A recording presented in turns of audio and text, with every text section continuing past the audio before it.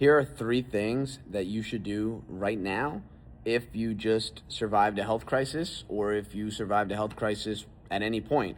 And take this with a grain of salt, because if you survived a health crisis, you do whatever you want. This is just my opinion.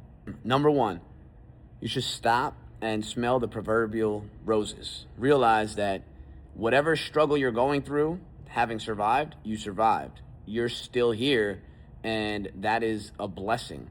If you have family, if you have children, if you have your parents still, if you have brothers, sisters, friends, you're still on earth with them. At bare minimum, that is an amazing thing, and that is a great thing. Number 2, this is something that you might not want to do, and you don't have to do any of this. This is just me putting out my opinion. But number 2 is you should be documenting your journey, all right?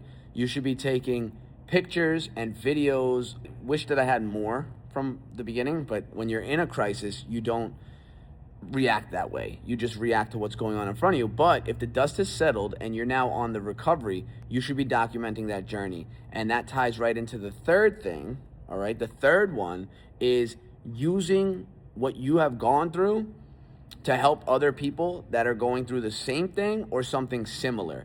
And the reason I say the same thing or something similar is because you do not have to have the same health crisis to feel the same way as somebody else.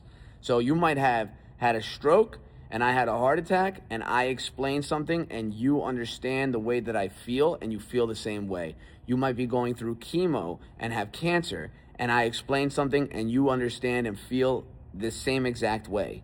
By documenting in number 2 and taking pictures and videos of you getting better slowly and struggling and going through these things, even if you don't intend on putting those things out on the internet just for yourself, that's great. But if you do decide that you want to, track your journey in a more public way, which I'm not telling you to do, but what I'm telling you is that since I've started putting out my videos, I've had countless people reach out to me that they're helping them, and that is helping me. And I did not expect this cycle to happen, but it's happened. So from somebody who's going through it right now, I'm telling you, number 1 is stop and smell the roses. You're blessed. Number 2, document.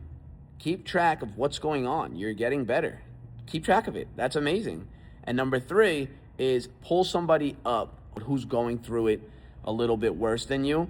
And you don't have to do that literally. You could do that just by inspiring them by your story. So I hope you got something from that.